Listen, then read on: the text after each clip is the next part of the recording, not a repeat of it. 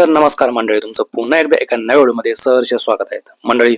अनेक लोकांना कोंबडीचे अंड खायला खूप आवडते.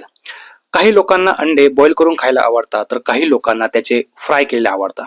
काही लोकांना अंडा करी बनवायला आवडते. अशा अनेक प्रकारे लोक आवडीने अंडे खातात. मात्र आपण बाजारातून जे अंडे आणतो ते अनेकदा खराब निघतात.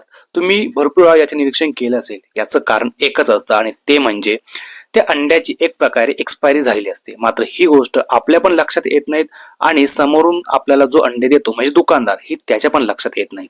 त्यामुळे सरकारने एक महत्त्वाचा निर्णय आता घेतलेला आहे आणि आपल्या सर्वांचं आता एक टेन्शन एक प्रकारे कमी होणार आहे. आता अंड्यावर देखील एक्सपायरी डेट येणार आहेत. खरं तर हा जो निर्णय आहे हा उत्तर प्रदेश सरकारचा निर्णय आहे.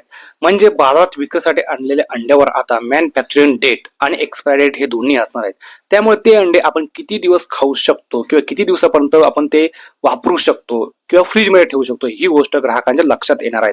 कारण एखादं अंड आपण जर फ्रीजमध्ये ठेवलं तर ते जवळजवळ आपण 5 आठवड्यापर्यंत ठेवू शकतो आणि त्याच्या आत आपण ते खाऊ शकतो.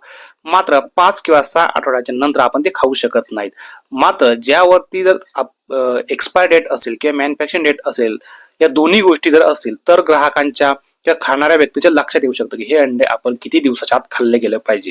त्यामुळे हा जो निर्णय आहे हा इतर राज्यात देखील लागू केला पाहिजे अशी देखील मागणी केली जात आहे. तुम्हाला काय वाटतं या निर्णयाबद्दल? आपलं मत कमेंट्स मध्ये नक्की सांगा. व्हिडिओ आवडल्यास व्हिडिओला जास्तीत जास्त लाईक करा, शेअर करा आणि चॅनलला सबस्क्राईब देखील नक्की करा. धन्यवाद.